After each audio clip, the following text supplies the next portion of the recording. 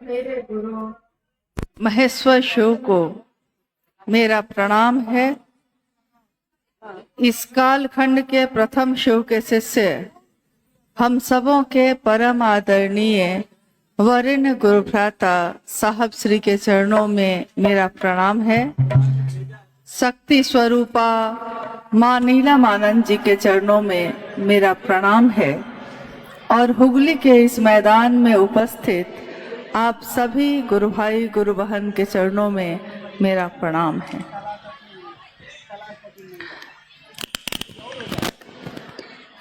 महागुरु महादेव की दया से हम सब इस जीवन में शिव के शिष्य बन पाए। साहब और दीदी के आशीर्वाद से जीवन चल रहा है महादेव महादेव कहते हुए, और ये सुंदर जीवन, ये सुगंधित जीवन जो आज मिला है, न जाने कब से हम सब अंधेरों में भटक रहे थे। जब रोशनी की एक किरण आई और उस एक किरण ने हमारे जीवन को, हमारे जीवन में फैले अंधेरे को दूर कर दिया।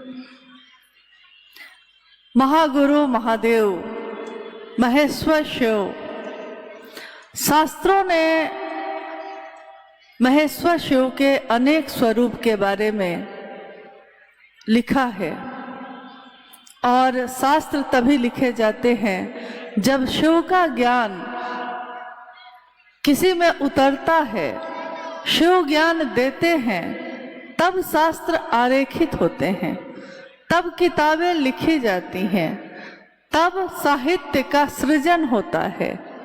अगर शिव ज्ञान ना दें तो इस धरती पे शिव और शक्ति के अन्योन्याश्रित प्रेम के बिना एक घास की पत्ती भी नहीं उग सकती।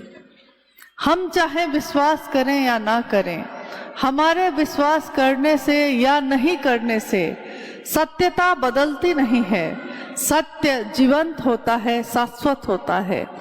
हमारे विश्वास या अविश्वास का उस पर कोई फर्क नहीं पड़ता। शिव के शिष्य के रूप में हमने आपने जाना है कि जब हम शिव को गुरु बनाते हैं तो प्रारंभिक अवस्था में अविश्वास भी चलता है, परंतु अगर शिव से एक रिश्ता बनाना चाहते हैं, गुरु और शिष्य का एक संबंध बनना हो, तो उसके लिए भाव जरूरी है। प्रारंभिक अवस्था में अविश्वास, अश्रद्धा और संशय भी चलते हैं, परंतु जब रिश्ता आगे बढ़ता है तब धीरे धीरे ये अविश्वास विश्वास में बदलने लगता है। श्रद्धा और बिना संशय का मन उन्मुक्त होकर शिव की दिशा में चल पड़ता है। महेश्वर शिव के अनेक रूप जो जगत में काफी प्रसिद्ध हुए, सर्वाधिक रूप से वो रूप उनके प्रसिद्ध हुए जो दान दाता थे।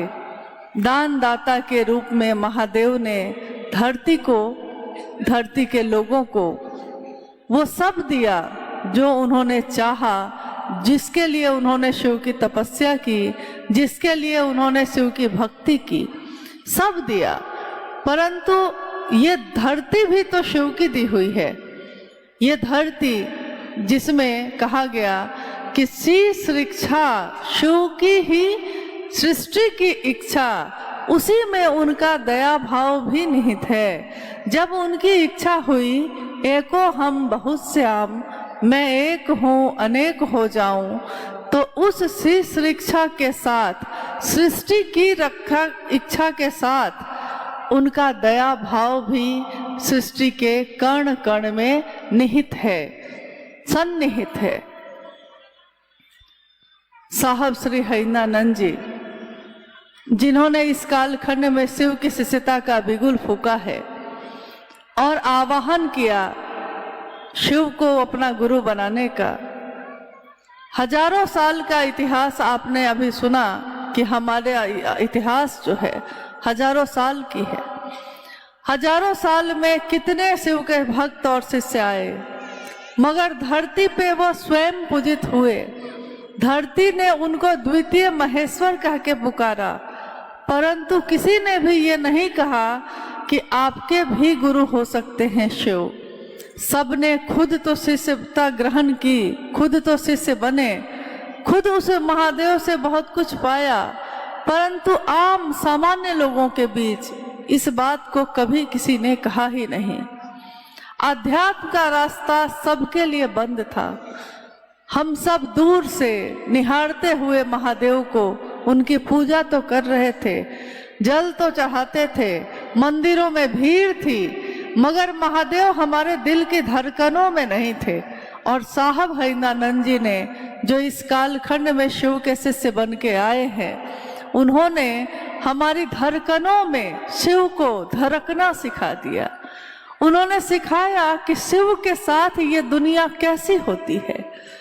उन्होंने कहा कि मैं नहीं जानता कि शिव के बिना दुनिया कैसी होगी, परंतु यह मैं जानता हूँ कि शिव के साथ मानवता सबल होगी, सुवासित होगी, सुगंधित होगी। शिव के साथ, शिव के बिना हमारी दशा और दिशा कैसी होगी ये वो नहीं जानते, क्योंकि शिव के साथ ही उनके जीवन की दशा और दिशा बदलती चली गई और ऐसी बदली कि उनके मन में एक अंतः प्रेरणा, जो अंदर से प्रेरणा जगती है, एक अंतः प्रेरणा जगी कि विश्व के हर मानव तक मैं ये संदेश पहुंचाऊंगा, शिव मेरे गुरु हैं, तुम्हारे भी हो सकते हैं। जब प्रारंभिक अवस्था में, प्रारंभिक समय में साहब श्री ने शिव को जब गुरु बनाया था, आपने उनके बारे में बहुत कुछ सुना होगा। लोग पूछते हैं कुछ साहब के बारे में बताइए, कुछ दीदी माँ के बारे में बताइए। तो साहब हरिंदानंद जी की बात बताना किसी भी इंसान के लिए संभव नहीं है, क्योंकि जो पूरी की पूरी बात है वो बताने के लिए उनको पूरा का पूरा जानना भी होगा। साहब ने, जिनका जन्म 31 अक्टूबर सन 1948 को सिवान जिले में अमलोरी नामक ग्राम में हुआ, और उस दिन, जिस दिन उनका जन्म हुआ, दीपावली भी बनी। स्वतः तिथि खंडित हुई। शाम में पूरी धरती ने दिए जलाए। दिए जो जले थे रोशनी के, हर घर में जो अंधेरा हटा और रोशन हुई, किसको पता था कि ये दिया हम किसके लिए जला रहे हैं? दीपावली समझ के ही सबने जलाया था, परंतु आने वाले समय में हमने देखा कि वो दीपावली का पर्व जो 31 अक्टूबर 1948 को घटा इस धरती पे, आने वाले मनवंतरों तक के लिए उसने मानव जाति के लिए क्या संदेश भेजा। संदेश यही था, जब बिल्कुल शुरू में उन्होंने महादेव की बात की, जब उन्होंने महादेव को गुरु माना, आपने सुना होगा या कहीं पढ़ा होगा,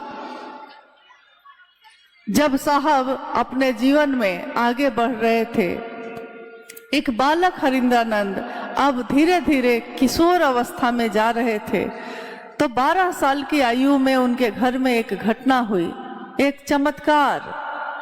जिस चमत्कार को देखा उन्होंने और उनके मन में ये प्रेरणा जगी कि मैं भी चमत्कार सीखूंगा। एक बच्चा जो अभी छोटा है, वो नहीं जानता कि उसके जीवन का उद्देश्य क्या है, उसकी मंजिल क्या है, वो बस इतना जानता है कि मुझको कुछ खिलौने चाहिए। वैसे ही साहब हरिंदानंद जी के मन में भी उस समय एक बात यही जगी कि मैं चमत्कार सीखूंगा। चमत्कार सीखने के लिए उन्होंने गुरु की तलाश शुरू की। गुरु की श्रृंखला में अनेक लोगों को अपना गुरु माना। जिसको भी गुरु माना, कुछ समय के बाद उनको लगता था कि यहाँ भी कुछ नहीं है।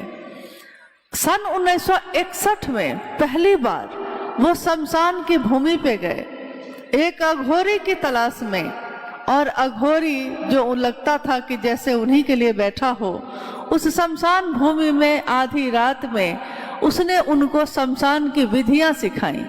कहा कि अगर शमशान साधना सीखोगे, कब्रिस्तान साधना सीखोगे, लाखों मंत्रों का जप कर लोगे तो सिद्धि प्राप्त हो जाएगी। तब तक साहब को शायद ये पता भी नहीं था कि छोटी छोटी सिद्धियां तो पाई जाती हैं, छोटी छोटी सिद्धियां मंत्रों के जप से, शमशान साधना से, कब्रिस्तान साधना से उपलब्ध हो सकती है, परंतु बड़ी सिद्धियां दे दी जाती हैं।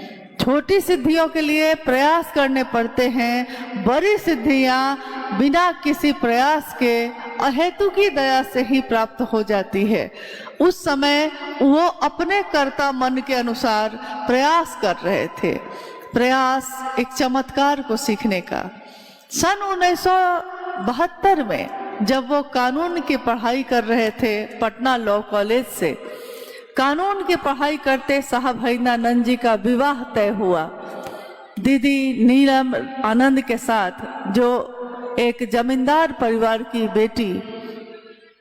आज जो झारखंड है उसमें एक पलामू नाम का जिला है, पलामू जिला के मनातू प्रखंड में मनातूगढ़, जहां उनका जन्म हुआ 27 जुलाई 1952 को। उनका जन्म जिस दिन हुआ उस दिन नाग पंचमी का त्योहार था। दीदी माँ के पिताजी बताते थे कि जब उनका जन्म हुआ तो जिस बिस्तर पे बच्चे को रखा गया था उस बिस्तर के नीचे सैकड़ों की संख्या में छोटे छोटे सांप के बच्चों का झुंड था। कोई नहीं जानता था कि ये सारे सांप के बच्चे, इतने सारे सांप के बच्चे उस बिस्तर के नीचे कहाँ से आए जहाँ वो बच्ची रखी गई थी। तो लोगों ने कहा उनके पिताजी से, मवार जगदीश्वर जी से, कि मवार साहब सांप इतने सारे वहाँ हैं कि उनको मारना पड़ेगा। लेकिन नाना जी ने यानी मवार साहब ने कहा कि मेरे घर के कुल देवता हैं महादेव, माँ भगवती की मैं पूजा करता हूँ, नाग की पूजा होती है मेरे घर में, तो जिस घर में नाग की पूजा हो रही हो उस घर में नाग को नहीं मारा जाएगा। इसलिए सुरक्षित उन सारे बच्चों को, जो सैकड़ों बच्चे एक दूसरे से लिपटे हुए उस बिस्तर के नीचे थे सांप के, उन सबको सुरक्षित उठाकर बाहर जंगल में डाल दिया गया ताकि उनका जीवन सुरक्षित रहे। और कोई नहीं जानता था कि वो कहाँ से उस बिस्तर के नीचे आ गए। धीरे धीरे जब माँ नीलम आनंद भी युवा हो रही थी और इधर पिता को चिंता हो रही थी कि मेरी बेटी जो बचपन से ही बहुत आध्यात्मिक, जिसकी उत्सुकता रही है, जो आध्यात्म के तरफ उसका रुझान रहा है हमेशा, उसकी शादी मैं किससे करूं ताकि मेरी ये बेटी वहाँ बहुत सुंदर जीवन बिता सके। तो उन्होंने उस समय साहब हरिनानंद जी के पिताजी डाल्टनगंज, जो पलामू शहर का हेडक्वार्टर था, वहाँ एजुकेशन डायरेक्टर के रूप में पदस्थापित थे। वहीं दीदी माँ के पिताजी की मुलाकात हुई, साहब के पिताजी से दीदी माँ के पिताजी की मुलाकात होती है और वो अपने पुत्री के लिए डॉक्टर विश्वनाथ प्रसाद सिंह, जो साहब के पिताजी का नाम है, उनके बड़े पुत्र यानी साहब हरिनानंद जी को चुनते हैं मन ही मन। और एक दिन उन्होंने ये प्रस्ताव भी रख दिया कि मैं चाहता हूँ कि मेरी बेटी राजमणि नीलम का विवाह आपके पुत्र हरिनानंद से हो जाए। दादाजी यानी साहब के पिताजी ने सहर्ष इस प्रस्ताव को स्वीकार किया और 22 मई सन 1972 को मनातूगढ़ में साहब और दीदी का विवाह संपन्न हुआ। शिव और शक्ति के मिश्रण का हमने हमेशा पर्व मनाया है। शिव और शक्ति के मिलन का महाशिवरात्रि हम सभी मनाते हैं, क्योंकि शिव के जन्म का पता नहीं, इसलिए जन्मदिन नहीं मनाते। और जिसका जन्म ना हुआ हो तो उसकी मौत भी कैसे होगी, तो उनकी कोई पुण्यतिथि भी नहीं मनाई जाती। शिव का महाशिवरात्रि मनाया जाता है। और शिव के शिष्य का विवाह हुआ 22 मई सन 1972 को। विवाह के बाद मां नीलमानंद साहब के साथ अपने ससुराल आई और उस समय तक जब वो आई उनको पता चला कि उनके पति यानी साहब भाईंदानंद जी शमशान साधना करते हैं। यह जानकर उनको कोई अचरज नहीं हुआ, क्योंकि बचपन से ही मां नीलमानंद जी को भी तंत्र मंत्र यंत्र इन चीजों के बारे में हमेशा उत्सुकता रहती थी। वो अक्सर साधुओं से, अघोरियों से, तांत्रिकों से मिला करती और इतना ज्यादा वो रूपवती थी कि उनके पिता ने उनके गले में नजर न लग जाए इसके लिए कितनी ताबीज पहना के रखी थी कि ताबीज पहन लेगी मेरी बेटी को किसी की नजर ना लगे। लेकिन उनका आध्यात्मिक रुझान दृष्टिगोचर था, सब कोई देख पा रहे थे। इसलिए जब विवाह के बाद दीदी नीलमानंद जी को ये पता चला कि मेरे पति शमशान साधना करते हैं, लेकिन दिन में वो कानून की पढ़ाई कर रहे हैं लॉ कॉलेज पटना से, रात में शमशान साधना के लिए पटना के आसपास शमशान का थोड़ा अभाव था, तो वो अक्सर उनका पसंदीदा शमशान स्थान था आरा का गांगी शमशान, वहां जाया करते। मां नीलमानंद विवाह के कुछ दिन के बाद मनातूगढ़ में कुछ समय के लिए रहने आ गई और अभी आपने जिन अनु भैया की चर्चा सुनी है उनका जन्म हुआ पलामू जिले में ही। जब इनका जन्म हुआ 1974 के अक्टूबर में और 1974 के नवंबर में ही, यानी जन्म के कुछ ही दिन बाद अचानक मां नीलमानंद जी को साहब भाईंदानंद जी की एक चिट्ठी मिली। चिट्ठी में साहब ने लिखा था कि नीलम, मैंने शिव को अपना गुरु बना लिया है, तुम भी शिव को अपना गुरु बना लो। हुआ यह था कि जब नवंबर महीने में शमशान साधना के लिए साहब गए थे और आधी रात में अकेले बैठे थे, तो कभी कभी हम लगातार प्रयास करते हैं, प्रयास करते करते एक दिन थक जाते हैं। तो जब थकते हैं तो अपने उस जीवन के बारे में सोचते हैं जब से हमने प्रयास करना शुरू किया था। इतना लंबा समय मैंने एक काम को करने में बिता दिया और हाथ खाली के खाली है, कुछ भी हासिल न हुआ। उसी तरह उस दिन साहब भाईंदानंद जी ने अपने जीवन के पिछले 14 वर्षों के बारे में सोचा। 12 साल की आयु से उन्होंने शमशान साधना शुरू कर दी थी, 13वां साल शुरू ही हुआ था और 1974 के उस आधी रात में उन्होंने सोचा कि पिछले 14 वर्षों से मैं शमशान साधना कर रहा हूँ, कब्रिस्तान साधना कर रहा हूँ, न जाने मैंने कितने गुरु बदले।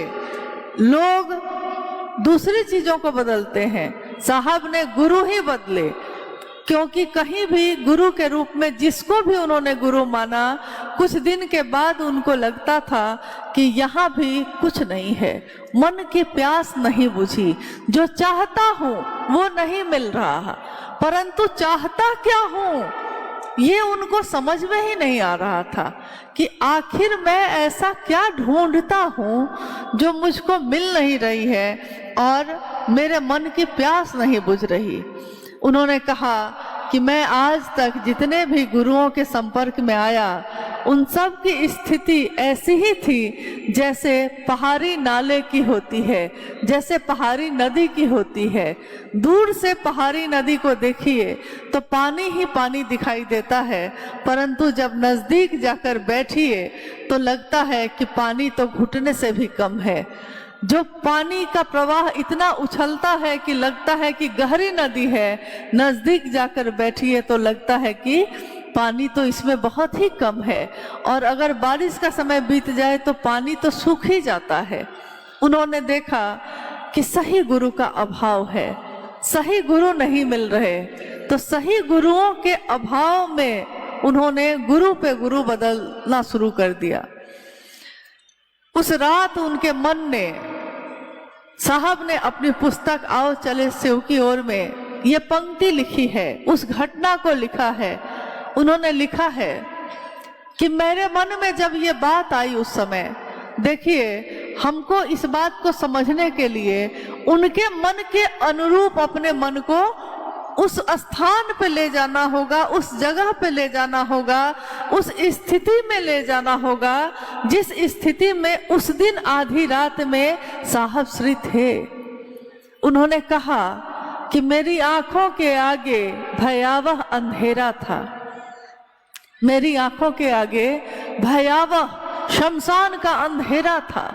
शमशान में अंधेरा होता है, अंधेरा था और मेरी आंखों में वो अंधेरा बढ़ता जा रहा था, मेरे मन प्राण में वो अंधेरा बढ़ता जा रहा था और शरीर में, मन में इतनी पीड़ा थी, इतना कष्ट था, इतनी बेचैनी थी कि जैसे कोई व्यक्ति अगर बर्फ के पहाड़ पे चढ़ जाए और बर्फ के पहाड़ की चोटी से वो फिसल जाए नीचे के तरफ, तो जिस तरह फिसलने पे उसका शरीर लहूलुहान होगा, उसी तरह, ठीक उसी तरह मेरा मन भी उस समय लहूलुहान की तरह अपने आप को महसूस कर रहा था।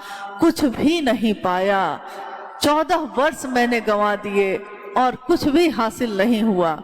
तो मेरे मन ने समझ लिया था उस समय कि अब शरीरधारी गुरुओं की तलाश बेकार है, शरीरधारी सही गुरुओं का बहुत अभाव है। उसी समय उनके मन में एक पंक्ति गूंजी, एक श्लोक जो हमारे घर में या हमारे पूजा पद्धति में बार बार दोहराए जाते हैं। गुरु का वंदन किया जाता है, गुरुर ब्रह्मा गुरुर विष्णु गुरुर देवो महेश्वर, गुरु साक्षात पर ब्रह्म तस्मै श्री गुरुवे नमः।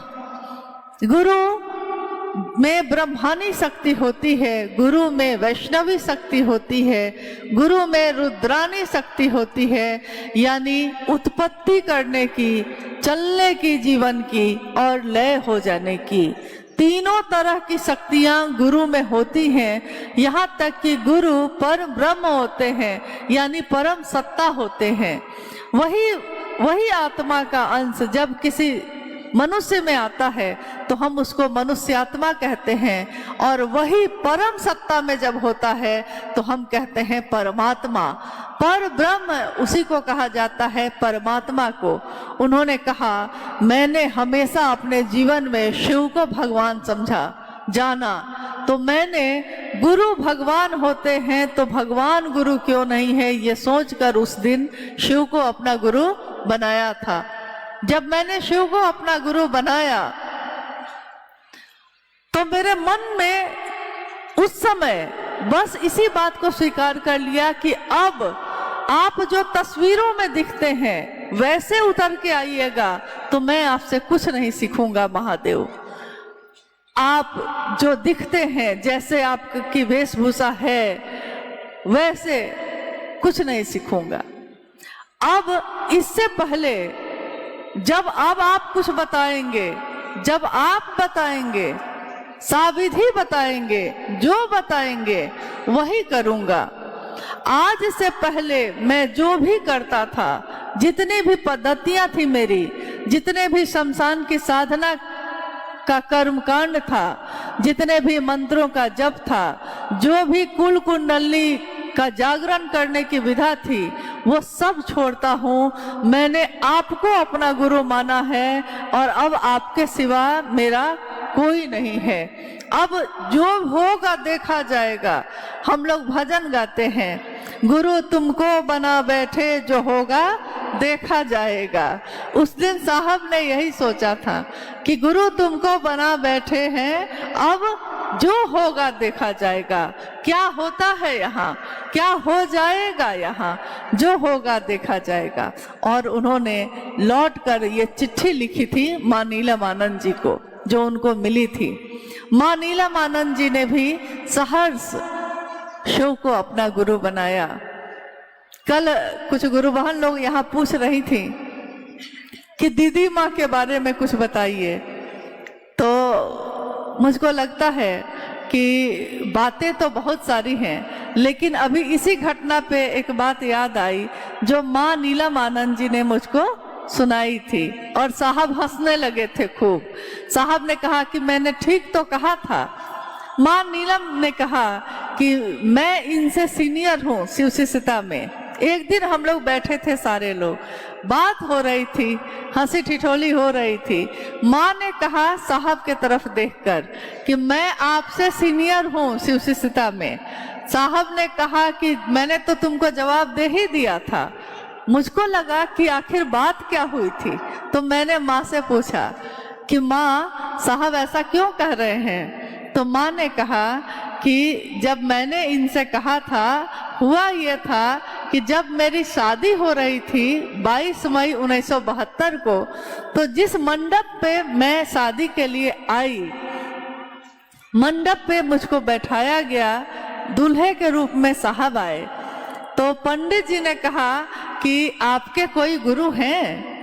भारत की संस्कृति में है कि अगर आपका कोई गुरु है, कोई जो आपका गुरु है, जब विवाह होगा तो उस समय आपसे पूछा जाएगा कि आपके कोई गुरु हैं, और अगर कोई है तो आप जब बताइएगा तो उसी गुरु के नाम से पूजा शुरू होती है।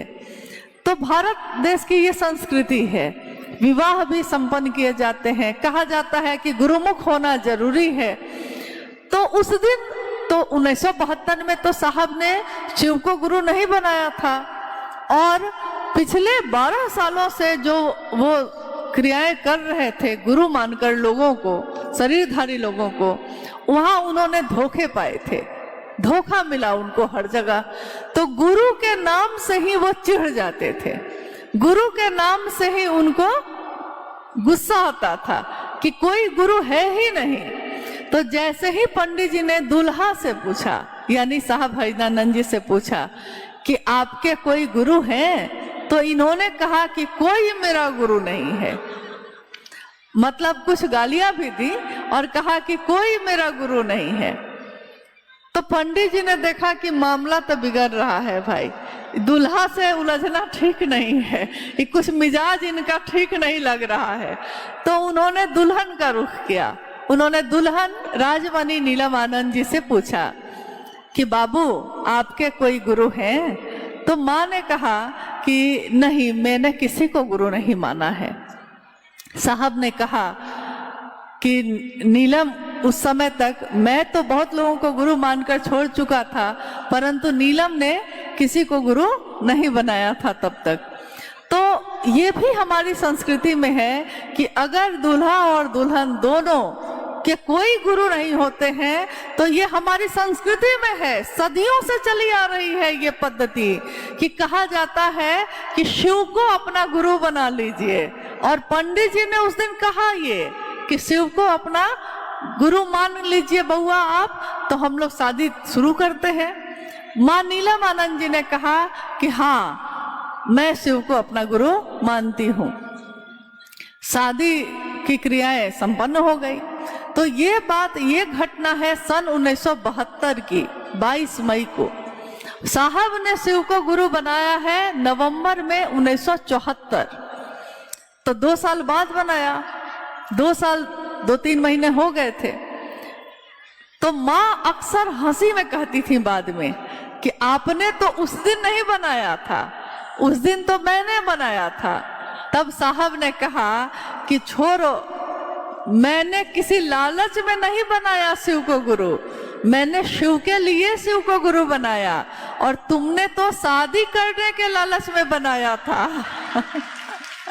देखिए, ये साहब और दीदी के गृहस्थ कुल की ऐसी कितनी बातें, मीठी मीठी बातें हैं, कितनी ऐसी बातें हैं जिसको सुनकर हम लोग का हृदय आह्लादित हो जाता था। कितनी बातें, कितनी स्मृतियां हैं। साहब को पान खाने की आदत हो गई, क्योंकि उनके ससुराल जमींदार परिवार था। तो शुरू से जो ज्यादातर जमींदार परिवारों में लोग पान खाने के बड़े शौकीन होते हैं। साहब के घर में, यहाँ जो उनका घर था, उसमें तो प्याज लहसुन भी नहीं बनता था, पान खाना तो बहुत दूर की बात। कोई नहीं खाता था। लेकिन जब वो ससुराल गए तो उन्होंने कहा कि लोग मेरे जो यानी दीदी के भाई जो हुए साहब के साले साहब, तो उन्होंने कहा कि मेहमान बाबू एक पान खा लीजिए ना। तो इन्होंने बड़े उनके बहुत अनुरोध पे एक पान खा लिया। उन्होंने कहा कि फिर उन्होंने थोड़ी देर बाद कहा अब एक खा लिए हैं तो एक और खा लीजिए। फिर दूसरा भी खा लिया, तीसरा भी खा लिया। 5 दिन 10 दिन अगर रह गए तो आदत हो गई। साहब ने कहा कि मैंने देखा कि अब पान ही मुझको पकड़ लिया है, मैं पान को नहीं पकड़ा था। यही बात उन्होंने महादेव के लिए कही। उन्होंने कहा कि महादेव, आप कहते हैं कि हम शिव के शिष्य कैसे बनेंगे, आप कहते हैं कि शिव मेरे गुरु कैसे होंगे। साहब ने कहा कि जिस तरह मैंने पान खाना शुरू किया था और पान ने मुझको पकड़ लिया, एक दिन जब आप महादेव को अपने विचारों में भी अगर गुरु बनाएंगे, अगर आप ये कहेंगे महादेव से, हे शिव आप मेरे गुरु हैं, मैं आपका शिष्य हूँ, मुझ शिष्य पर दया कर दीजिए, तो महादेव इतनी दया करते हैं कि वो आपके मन में शिष्य का भाव पैदा कर देते हैं। अब महादेव को आप नहीं खोजते हैं, वो महादेव ही आपको खोजने लगते हैं दूसरे लोगों के माध्यम से। साहब ने कहा कि जब मैं कार्यालय जाता था तो लोग कहते थे कार्यालय में जा रहा हूँ, अभी कोर्ट लगने वाला है। मजिस्ट्रेट थे उस समय साहब, कोर्ट लगने वाला है, कोर्ट में अभी केस की सुनवाई होगी। साहब ने कहा कि मैं रास्ते में सोचता हुआ जा रहा हूँ कि इजलास लगेगा, कितने तरह के केस आएंगे, सबका समाधान करना होगा, सब पे निर्णय देना होगा। मैं अपनी धुन में सोचता हुआ जा रहा हूँ, अपने काम के धुन में जा रहा हूँ, और तभी किसी ने मुझसे कह दिया, क्या हरिंदानंद जी महादेव का क्या हाल है। बस उन्होंने कहा कि इतना बोलते ही मेरा मन जो कोर्ट में खोया हुआ था तुरंत महादेव के पास चला गया। मैं महादेव को नहीं खोज रहा हूँ, अब महादेव ही मुझको खोज रहे हैं। तो मैंने बड़े दुखी मन से महादेव से कहा, एक दिन दुखी मन से कहा, मुझको समझ में आया कि लोग मेरा मजाक उड़ा रहे हैं। लोग क्या हरिंदानंद जी महादेव कैसे हैं ये कह के मेरा मजाक उड़ाते हैं। तो उन्होंने अपने महादेव से कहा, उन्होंने कहा मेरे महादेव मेरे टेलीविजन में आते हैं, आपके टेलीविजन में नहीं आते हैं, तो मैं क्या करूं, मैं अपने महादेव से बात कर पाता हूं, आप भी ऐसा रिश्ता बनाइए कि आप भी बात कर पाइए। तो उन्होंने कहा कि मैंने महादेव से कहा कि लोग आपका नाम लेकर मेरा मजाक उड़ाते हैं। महादेव ने उत्तर दिया कि ये कम है कि कोई तुमसे मेरा हाल पूछता है, कोई किससे हाल पूछता है। जब उसके नजदीक हम होंगे तब ना कोई पूछेगा, ये समझेगा तब ना कि हाँ ये इनके नजदीक के आदमी हैं। जैसे साहब जब रांची में रह रहे थे तो बहुत सारे गुरु भाई गुरु बहन वहाँ की व्यवस्था में थे, लोग उन लोगों पे फोन करके पूछते थे कि साहब कैसे हैं, आज भी पूछते हैं कि हम लोग साहब के पास आना चाहते हैं। यही बोली रहती है लोगों की। तो किससे बात करते हैं आप, जिसके बारे में आप जानते हैं कि वो साहब के नजदीक है, तभी ना आप उससे बात करते हैं। तो उसी तरह महादेव का उत्तर आया कि लोग तुमसे मेरा हाल पूछते हैं, ये कम बात है। देखिए साहब ने कहा अब आपने महादेव को नहीं पकड़ा है, महादेव ने ही आपको पकड़ लिया है। आप नहीं चाहिए चर्चा में जाना, महादेव आपको चर्चा में खींच ही लेते हैं। जिस तरह एक परिधि में जब हम आ जाते हैं तो चुंबक काम करता है, चुंबक की परिधि जहां तक होगी, चुंबक जहां तक काम करता है, वो अपनी परिधि में आने वाले सभी लोहे के छोटे छोटे टुकड़े को अपनी तरफ खींच लेता है। वैसे ही जिसने विचार में भी अगर कह दिया है कि शिव मेरे गुरु हैं, तो महादेव उसको अपनी परिधि में ले लेते हैं। और अब वो ना भी चाहे महादेव के चर्चा में जाना, महादेव के काम को करना, लोग उसको खींच लेते हैं। चलना होगा आपको, चलिए ना, थोड़ी देर में तो आ जाएंगे। आपने सोचा था कि आज कहीं नहीं जाएंगे, आज ये काम करेंगे, आपकी योजना कुछ और थी, लेकिन महादेव का कोई ना कोई आदमी आ जाता है और आपकी योजना बदल जाती है। तो साहब के जीवन की बहुत घटनाओं में आपने लगभग सारी चीजें सुनी भी होंगी, क्योंकि इतने सालों में इतनी चर्चाएं हुई हैं। और साहब का आगमन जिस भी महोत्सव में हुआ है उसमें शिव शिष्यता की पृष्ठभूमि, व्याप्ति और उसका उद्देश्य, इस पे अक्सर बात हुई है। शिव शिष्यता की जो पृष्ठभूमि है उसमें असंख्य पीड़ा है, बहुत सारे दर्द हैं और बहुत परेशानियां हैं, बहुत रातों की नींदें उड़ गई हैं, ये भी है। लेकिन उसकी जो व्याप्ति है आज, उसने जनमानस को अपनी गिरफ्त में कर लिया और आज व्याप्ति इतनी ज्यादा बढ़ती जा रही है कि अब हम आप चाहें या न चाहें, परंतु महादेव अपने काम को करवाए जा रहे हैं। माध्यम हमारा आपका शरीर बनता है, लेकिन ऊर्जा मेरी और आपकी काम नहीं करती। ऊर्जा उस महादेव की काम करती है जिनके कारण हम महादेव की बात कर पाते हैं। महादेव की परिधि में अगर हमारा मन है कि नहीं है, ये कैसे पता चलेगा? एक बार एक गुरु भाई ने साहब से पूछा कि साहब कैसे पता चलेगा कि मैं शिव का शिष्य हो गया, कैसे समझूंगा कि शिव मेरे गुरु हो गए? साहब ने कहा कि अगर 24 घंटे में 4 घंटा भी आपका मन महादेव की परिधि में रहता है तो समझिएगा कि शिव आपके गुरु हो गए। मैं हरिंदर आपको ये सर्टिफिकेट देने जा रहा हूँ, क्योंकि परिधि में 4 घंटा मतलब ये नहीं कि लगातार 4 घंटा, हो सकता है बीच में आपका मन भटकता होगा, जैसे उस जहाज के पंछी का भटकता था। साहब ने कहा कि एक जहाज पे एक पंछी बैठा है, पानी का जहाज है, पानी का जहाज चला जा रहा है समंदर में और चारों तरफ पानी ही पानी है, कहीं पे भूमि नहीं है, धरती नहीं है। और उस पानी के जहाज पे एक पंछी बैठा है। पंछी बैठा रह गया और जहाज समुंदर के बीच में पहुंच गया है। अब पंछी का स्वभाव है उड़ना, तो वो उड़ेगा ही उड़ेगा। पंछी उड़ता है, चारों तरफ चक्कर लगा के देख लेता है, कहीं कोई भूमि नहीं है, कहीं धरती का कोई नामो निशान नहीं है। तो वो फिर से लौट के आके उसी जहाज पे बैठ जाता है। जहाज का कैप्टन देख रहा है कि अच्छा, ये पंछी तो मेरे जहाज में फंस गया और अब ये उड़ नहीं पा रहा है। उड़ता है, लौटता है, लेकिन समंदर में उसको अनाज नहीं मिलेगा, समंदर में उसको दाना नहीं मिलेगा। तो वो कैप्टन अपने पास से उसके दाना की व्यवस्था करता है। पंछी को अब दाना भी मिलने लगता है। फिर पंछी का स्वभाव है उड़ना ही, वो फिर उड़ता है, परंतु एक दिन उड़ते उड़ते वो थक जाता है। कितना उड़ूं, कहाँ तक उड़ूं, कहाँ तक जाऊं? जहाँ जाता हूँ अनंत आकाश और समंदर के पानी के सिवा कुछ दिखाई नहीं देता।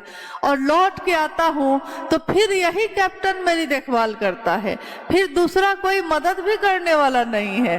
तो धीरे धीरे उसका उड़ना कम हो जाता है, धीरे धीरे वो जहाज पे ज्यादा रहने लगता है और आकाश में कम उड़ने लगता है।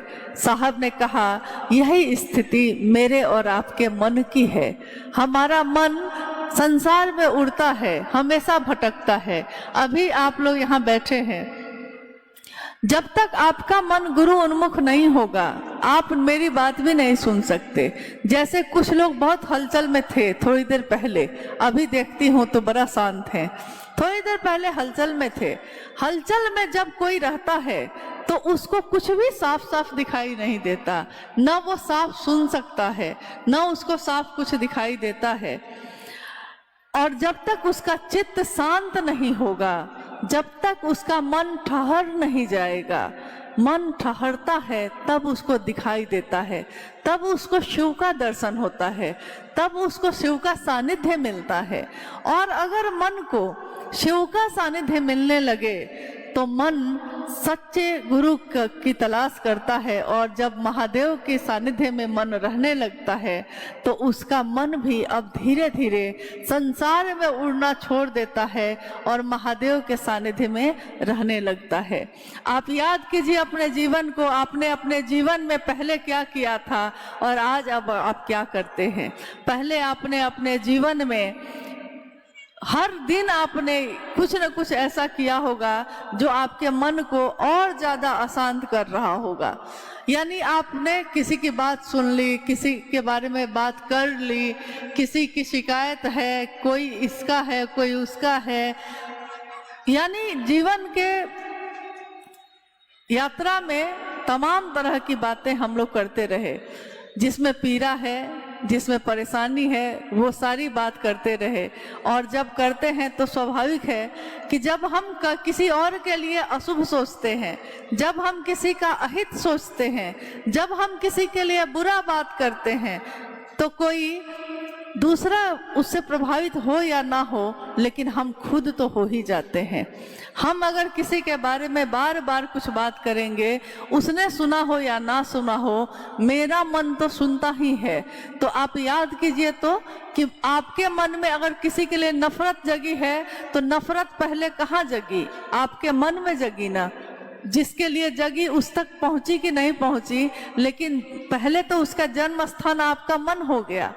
जिस मन में शिव रहते हो, जिस मन को शिव का सानिध्य मिला हो, उस मन को धीरे धीरे उसी जहाज के पंछी की तरह ठहरने की आदत हो जाती है। फिर वो उड़ता नहीं, फिर उसको किसी की बात अच्छी नहीं लगती, फिर उसको किसी के बारे में शिकायत नहीं करनी, किसी की शिकायत सुननी भी नहीं है। बस उसको महादेव की बात अच्छी लगती है, चाहे वो कोई बोलता हो। उसको सुनना अच्छा लगता है, चाहे वो कोई सुनाता हो। नहीं तो पहले भी हमारा जीवन था, आज भी हमारा जीवन है। हमारा पहले का जीवन और आज का जीवन जमीन आसमान का अंतर है। साहब और दीदी के जीवन की बहुत सारी बातें, बहुत सारी घटनाएं जो ये इशारा करती है कि महादेव के सानिध्य में जाकर आदमी किस तरह बदलता चला जाता है। उसके आचरण में, उसकी बोली में महादेव महादेव ही दिखाई देते हैं। लोग उस व्यक्ति से मिलना चाहते हैं, उससे बात करना चाहते हैं, उसके नज़दीक होना चाहते हैं। कारण ये नहीं है कि वो व्यक्ति बहुत महत्वपूर्ण हो गया है या वो व्यक्ति इतना अच्छा है कि उसके साथ रहा जाए। बात ये है कि जिसने जितना महादेव का साथ ले लिया है, लोग जिस तरह शहद पे मक्खी खुद ही आ जाती है, लोग खुद ही वैसे लोगों को ढूंढने लगते हैं जो शिव की बात करते हों, जो चलते फिरते मंदिर हों, जो शिव की सेवा में लगे हों। संत तिरुमूलर ने कहा, जो शिव के भक्त थे, जो दक्षिण भारत के संत थे, उन्होंने कहा कि ये जो शिव की सेवा में लगे हैं, अगर करनी है सेवा तो उन लोगों की करो जो शिव की सेवा में लगे हैं। करना ही है तो उनके लिए करो जो चलते फिरते मंदिर हैं। हालांकि उनको पहचानना बहुत कठिन है, पहचान में जल्दी नहीं आते, फिर भी कोशिश करिए कि वैसे लोगों को ढूंढ सकिए। कोई ना मिले तो कोई बात नहीं है, यहाँ आदमी को ढूंढना नहीं है, यहाँ तो स्वयं आप खुद सीधे शिव से अपना संपर्क कर सकते हैं। शिव से मिलने में कोई बाधा नहीं है, कोई बीच में रुकावट नहीं है। जिस दिन हम सोच लेते हैं, हमारी सोच में बल है, इंसान की सोच में बल है। इंसान की सोच में इतना बल है कि वो सोचता है तो वो धरती के पाताल तक में पहुंच जाता है। इंसान की सोच में इतना बल है कि जब वो सोच लेता है तो पहाड़ में सुरंग बना देता है। इंसान की सोच में इतना बल है कि वो सोच ले तो समंदर के अंदर में सुरंग बना चुका है और चंद्रमा और मंगल ग्रह तक पहुंच गया है। इंसान की सोच में बल है, लेकिन अगर इंसान की सोच की का बल जो है वो एक सीमा तक काम करता है, उसके बाद नहीं करता। अगर उस इंसान का मन, उसकी सोच आध्यात्म से जुड़ जाए, शिव से जुड़ जाए, तो शिव जैसी होगी। जैसे एक पानी की बूंद की कोई बिसात नहीं, एक पानी की बूंद से आपका कुछ नहीं बनेगा, बिगड़ेगा। उस पानी के बूंद को, एक बूंद पानी को, संगत का क्या असर होता है देखिए। एक बूंद पानी को कमल के पत्ते पे आपने देखा होगा, ओस की बूंद गिर जाती है, कमल के पत्ते पे वो चमकती रहती है, ठहरती रहती है, इधर से उधर होती रहती है, परंतु पानी की बूंद ही होती है। अनायास जब वो पानी के अंदर गिर जाती है और अगर सीप में चली जाए, सीप के अंदर चली जाए, वो पानी की बूंद, एक बूंद पानी की मोती बन के निकलती है। तो मन, जो इंसान का मन है, वो भी जब शिव का सानिध्य लेता है तो शिव जैसा ही हो जाता है। हमारा मन ऐसा बन सके, इसकी कोशिश करनी है हम लोगों को। आइए हम लोग कुछ जिज्ञासाओं पे बात करते हैं। और आप इतने देर से धैर्य से बैठे हैं तो मुझको लगता है कि हाँ, अभी थोड़ा आप लोग शांत से बैठे रहिए, क्योंकि जिज्ञासा शुरू होने का अर्थ ये नहीं होता कि कार्यक्रम खत्म हो गया। जिज्ञासा शुरू होने का अर्थ होता है कि हम लोग अब महादेव की बात पे और वैसी बात कर सकें जो लोगों के मन में भी आती है। उनके मन में क्या क्या बात आ सकती है। हो सकता है उनके मन में आता हो कि महादेव मेरे गुरु कैसे होंगे। हो सकता है उनके मन में आता हो कि और देवी देवता को हम गुरु क्यों नहीं बना सकते हैं। भगवान शिव की पूजा करते हैं तो शिव को गुरु क्यों बनाएं। इस तरह की अनंत जिज्ञासाएं आती रहती हैं। आइए हम लोग कुछ जिज्ञासाओं पे बात करते हैं।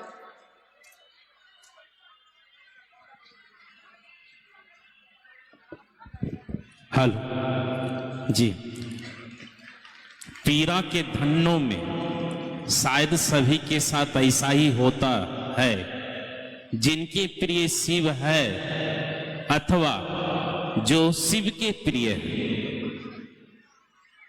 पीरा के छनों में, पीरा के धन्नों में लिखा है, छनों में। हाँ, बात है कि अगर बंगाल का लोग हिंदी भी लिखेगा तो कितना लिख पाएगा। तो पीरा के छनों में को लिख दिया गया है पीरा के धमों में। खैर, ये पीरा के क्षणों में शिव की दया त्वरित हो जाती है।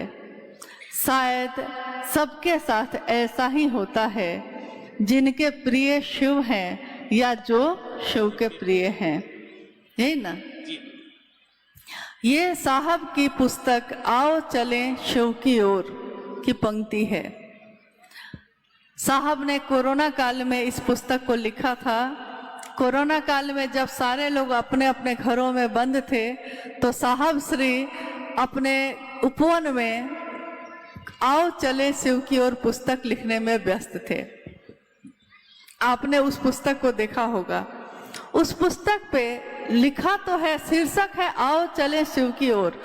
तो हमारी आंख ढूंढती है महादेव की तस्वीर को, कि महादेव की तस्वीर क्यों नहीं है उस पे तस्वीर है, लेकिन किस चीज की? उस पे तस्वीर क्या बनी है? सांप की और मेढक की और फतिंगा की। उसके पीछे भी कुछ दिख रहा है। देखिए, बेचारा हिरन को कोई नहीं देख रहा। पूरी जो तस्वीर है आओ चलें शिव की ओर पे, उस पे पलामू में बेतला नेशनल पार्क है, जहां साहब के साथ हम लोग गए थे। साहब ने अपने मोबाइल फोन से वो तस्वीर ली थी, जिसमें जंगल दिख रहा है और पीछे हिरन दिख रहा है, बहुत हल्का। वो सचमुच की तस्वीर है जो आओ चले शिव की ओर पे लगी हुई है। उसके ऊपर साहब ने तस्वीर बनवाई। लोगों ने कहा कि महादेव की तस्वीर होनी चाहिए। साहब ने कहा कि दुनिया में लोगों ने इतना मीठा मीठा सुन लिया है, हमेशा महादेव की तस्वीर देखते देखते वो भूल गया कि महादेव कि तस्वीर तो हम देखते हैं, तस्वीर का असर भी हम पे होता है, परंतु इंसान को याद नहीं रहता कि वो कब खत्म हो जाएगा, उसका ये शरीर कब खत्म हो जाएगा। तो उन्होंने ही ये बात कही कि उस पे एक ऐसे सांप की आकृति बनाई जाए। तो एक चित्रकार के द्वारा ये आकृति बनाई गई जिसमें सांप है भयानक। सांप प्रतीक माना गया है काल का, काल यानी मौत, मृत्यु, काल का। और सांप जो है अपना मुख खोलकर बैठा है। उस सांप के मुख में, मुख के अंदर मेढक बैठा है। मेढक अपनी भूख मिटाने के लिए फतिंगे को पकड़ रहा है, चारों तरफ फतिंगे उड़ रहे हैं, फतिंगों को पकड़ रहा है। लेकिन वो भूल गया है, फतिंगों को पकड़ने में वो इतना मगन है, इतना मगन है कि वो भूल गया है कि किसी भी पल काल का मुख बंद हो सकता है, और जैसे ही बंद होगा वो जो इतने फतिंगों को पकड़ रहा है वो सिलसिला खत्म हो जाएगा। आप देखते होंगे कि शिव की रचना, जितनी भी रचना है, चाहे वो पशु पंक्षी हो, चाहे वो जानवर हो, वो उतना ही भर संग्रहित करता है जितने की उसको जरूरत है। चिड़िया उतना ही दाना चुग के लाती है जितना में वो खा ले और उसके बच्चे खा ले। वो घोंसला बनाती है उतने ही दिन के लिए बनाती है जितने दिन में घोंसला में रहने की जरूरत हो। जानवर खाता है और आराम से रहता है।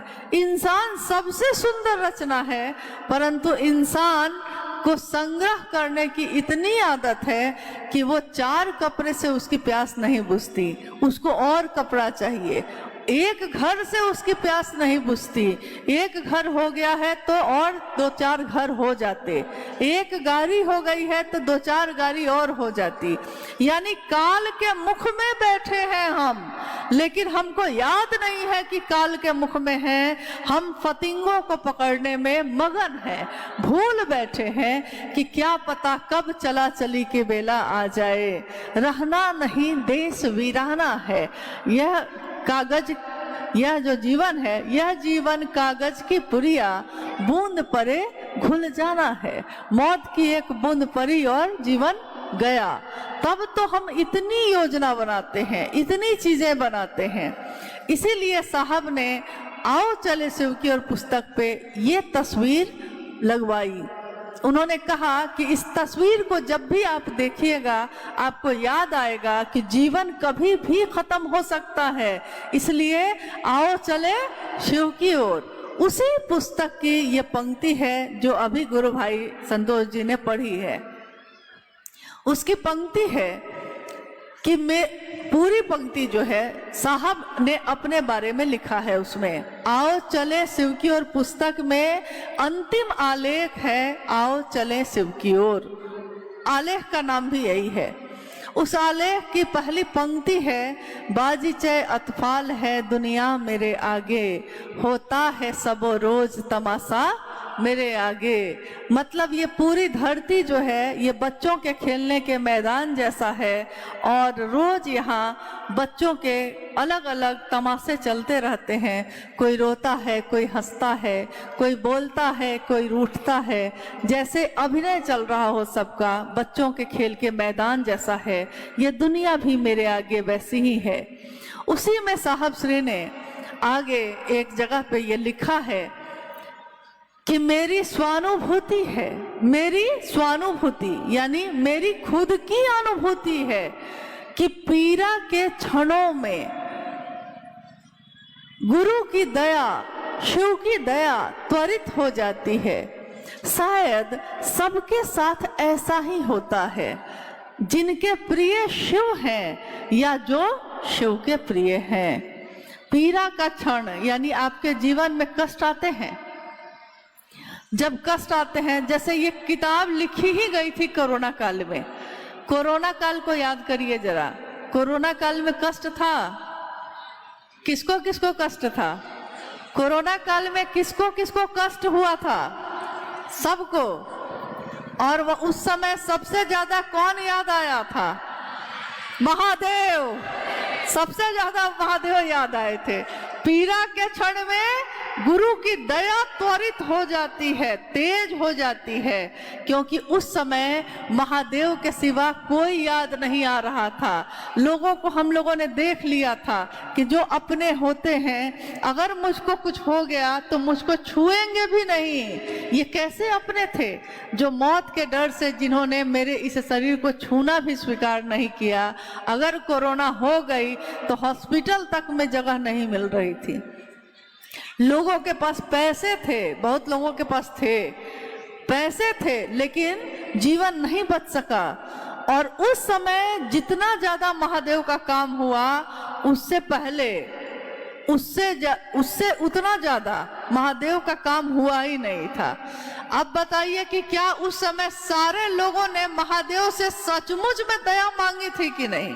सचमुच में, क्योंकि हम बोली में मांगते हैं, लेकिन उस समय बोधात्मक ज्ञान था, बोध उतरा हुआ था। महादेव दया कर दीजिए, महादेव दया कर दीजिए, मतलब नींद में भी महादेव से दया ही मांग रहे थे।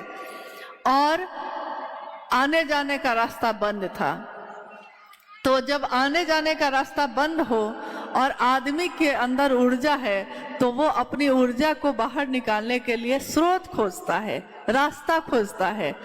तो वो रास्ता भी सबने खोज लिया। लोग कॉन्फ्रेंस में चर्चा करने लगे। मैंने देखा कि बहुत सारे लोग जो पहले फोन को चलाना भी नहीं जानते थे, मोबाइल फोन को चलाना भी ठीक से नहीं जानते थे, कोरोना काल में अचानक से उनका ज्ञान बहुत बढ़ गया और वो सारे लोग कॉन्फ्रेंस पे चर्चा करने लगे। नहीं, टेलीफोनों में पे शिव गुरु के चर्चा होखेला, मतलब महादेव की चर्चा टेलीफोन पे होने लगी। और उन्होंने प्रणाम करने का भी रास्ता खोज लिया।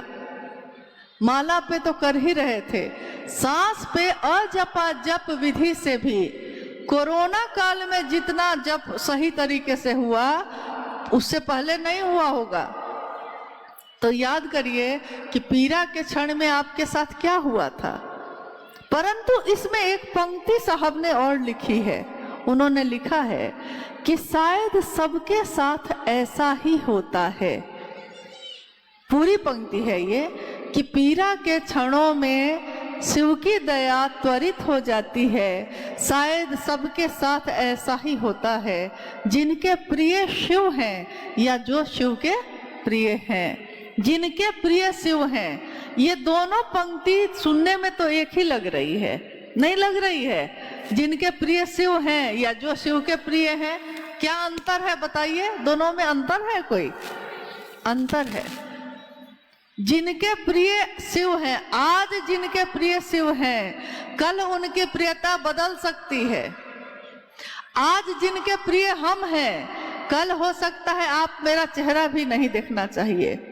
आज जो आपके मित्र बन के चल रहे हैं, कल वही सबसे बड़ा, जितना गहरा मित्र उतना बड़ा दुश्मन। नहीं, जितनी मित्रता गहरी, दुश्मनी भी उतनी ही गहरी, क्योंकि गहरा संबंध बनाया था ना हमने, इसलिए। तो आपने देखा होगा कि आपकी प्रियता, जैसे बहुत लोगों ने शिव को गुरु बनाया, ये सोच के बनाया था कि संतान हो जाए, ये सोच के बनाया था कि नौकरी हो जाए, या अपनी मनोकामनाओं की पूर्ति के लिए बनाया होगा। लेकिन अगर वो मनोकामना पूरा नहीं हो, पूर्ति उसकी नहीं हो, तो वो महादेव को ही छोड़ देता है। चला था बहुत अच्छा, आपको लग रहा था कि दिन रात ये महादेव की चर्चा में चल रहे हैं, महादेव का काम कर रहे हैं, ये अचानक बैठ क्यों गए? मनोकामना की पूर्ति नहीं हुई। उन्होंने सबसे पहले किसको छोड़ दिया? शिव को। लेकिन उन्होंने और किसी को नहीं छोड़ा। उन्होंने अपने पति को नहीं छोड़ा, अपनी पत्नी को नहीं छोड़ा, अपने माँ बाप को नहीं छोड़ा। किसी को छोड़ा? किसी को नहीं छोड़ा। किसको छोड़ा? महादेव को। क्योंकि महादेव से रिश्ता इतना कमजोर था, इतना कमजोर था। याद रखिएगा, जो शुरू से यही लक्ष्य बना के चलता है कि मुझको महादेव से ये चाहिए, उसका उद्देश्य, उसकी मंजिल शुरू से वही उद्देश्य ही होता है। उसकी मंजिल शिव नहीं होते, उसकी मंजिल उसकी मनोकामना ही होती है। तो जब मनोकामना पूरी नहीं हुई तो महादेव को छोड़ा। आप उसकी बात नहीं मान रहे हैं तो आपको छोड़ना था, आपको छोड़ देता, लेकिन महादेव को भी छोड़ दिया। मुझको छोड़ना था, छोड़ देता, महादेव को क्यों छोड़ा? एक बार क्या हुआ कि एक बिहार के कुछ गुरु भाई लोग आए थे, साहब और दीदी, दीदी भी शरीर में थी उस समय। साहब के घर आए, एक बैठक का आयोजन था, तो बैठक के आयोजन में आए हैं, घर में बैठे हैं। तो साहब ने कहा, नीलम सबके लिए चाय बनवा दीजिए। चाय बनने चली गई। चाय जब बन के आई तो थोड़ी भीड़ थी, मतलब 70-80 लोग थे कम से कम। तो अब 70-80 लोगों में कोई एक आदमी तो छूट सकता है ना। सबको चाय दी जा रही थी, सारे लोग चाय ले रहे थे, एक आदमी छूट गए, गलती से छूट गए। उसको लगा, चाय जो बांट रहा था उसको लगा कि सबको चाय दे दिए हैं। तो जब हम छूट जाते हैं तो हम मांग लेते हैं। आप मांग सकते थे, आपके साहब का घर था, अपना घर था ना, अपने घर में मांगने में क्या संकोच है, मांग लेते। लेकिन उन्होंने मांगा नहीं, चुपचाप बैठे रहे। मन रिएक्शन में है अब कि साहब के घर आए, सबको चाय मिली है, एक हमको नहीं मिली। उस समय कुछ नहीं बोला वो आदमी, लौटा और घर जाके चिट्ठी लिखा। उस समय मोबाइल फोन नहीं आया था, तो चिट्ठी ही चलता था, चिट्ठी का ही खेल चल रहा था। तो उस व्यक्ति ने घर जाकर चिट्ठी लिखी, साहब को मालूम कि मैं आपके घर आया था, आपने बैठक बुलाई थी उसमें आया था, और आपके घर में मेरी घनघोर बेइज्जती की गई कि आपके घर में आने पे सबको चाय मिली, मुझको चाय नहीं मिली।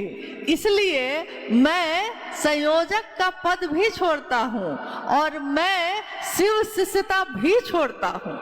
साहब ने जब ये चिट्ठी पढ़ी तो साहब हंसने लगे। उन्होंने कहा कि अरे यार, एक कप चाय के लिए शिव को छोड़ दिया, अरे मुझको छोड़ देते कोई बात नहीं थी, मुझको तो आदत है, मुझको छोड़ देते कोई बात न थी, परंतु महादेव को क्यों छोड़ दिया? इसी पे उन्होंने कहा था, कितनी बार कहा ये कि अरे आप कैसे लोग हैं। एक वो लोग थे, कभी ऐसे लोग तो आए हैं, आज भी हैं, एक वो लोग हैं, हाँ वो लोग थे, जिंदगी छोड़ दी बंदगी के लिए। एक वो लोग थे, हाँ वो लोग थे, जिंदगी छोड़ दी बंदगी के लिए। एक तू भी तो है, हाय अफसोस है, बंदगी छोड़ दी जिंदगी के लिए। बंदगी ही छोड़ दी तूने जिंदगी के लिए, तो एक कप का चाय की प्याली पे भी कोई महादेव को छोड़ सकता है। तो जिनके प्रिय शिव हैं उनकी प्रियता बदल सकती है कि नहीं? बदली है कि नहीं? बहुत लोगों की बदली है, परंतु जो शिव के प्रिय हैं, अब मामला कहाँ से है?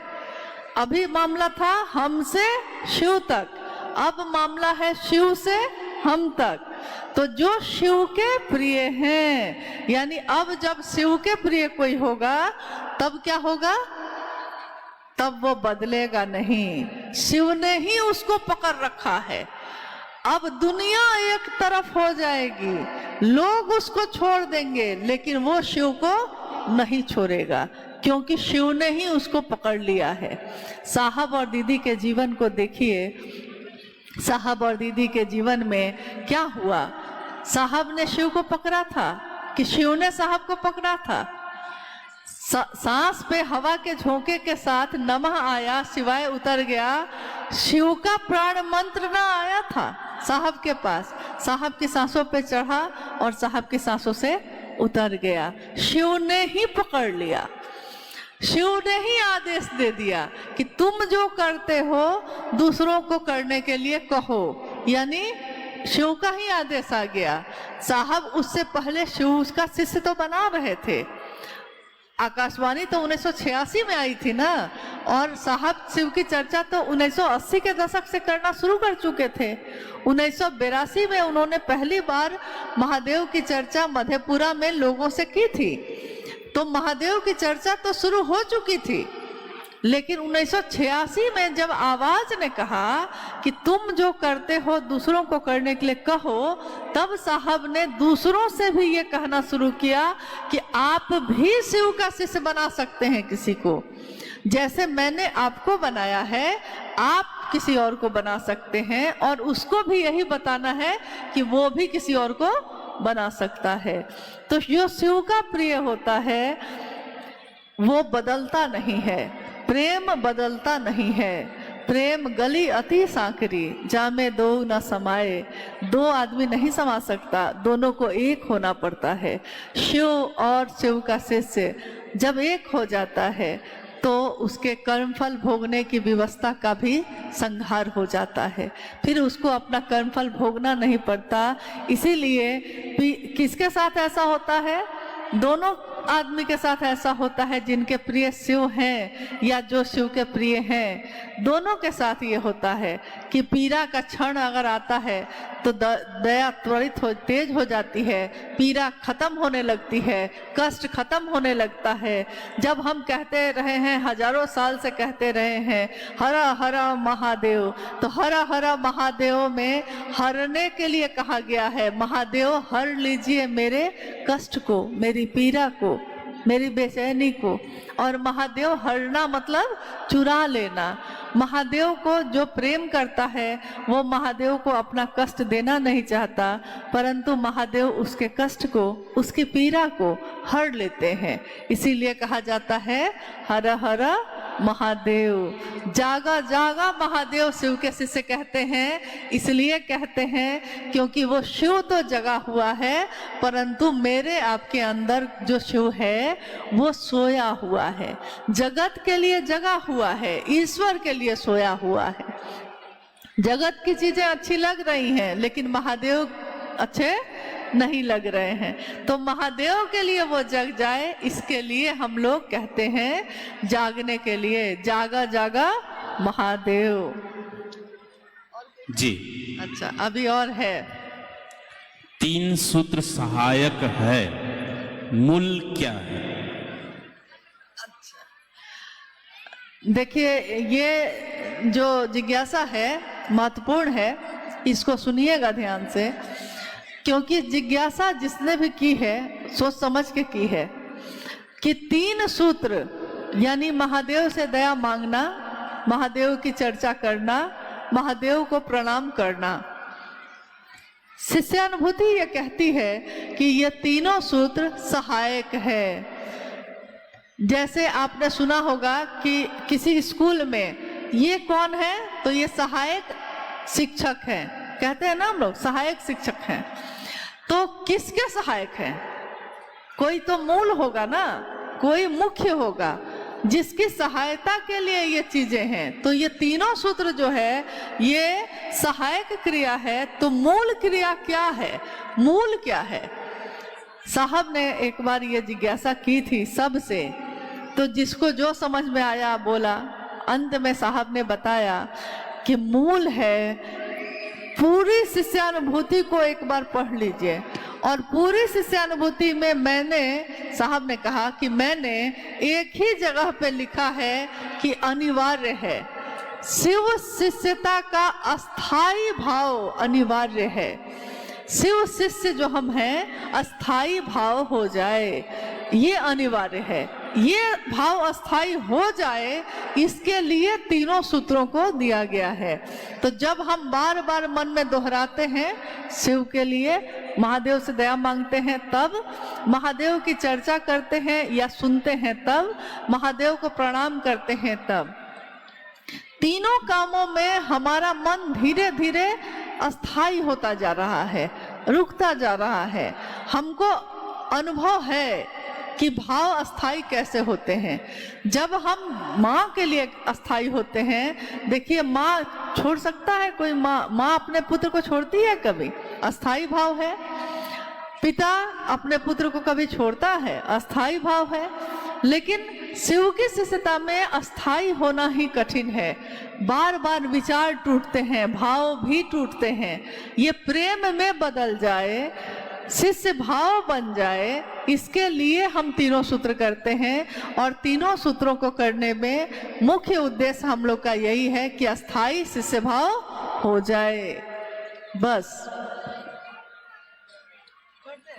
हाँ, चलिए आज का ये शिव गुरु महोत्सव जो अथक परिश्रम गुरु भाई गुरु बहनों का अनवरत प्रयास और महादेव की दया से संपन्न हो रहा है और अपने अंतिम चरण में है।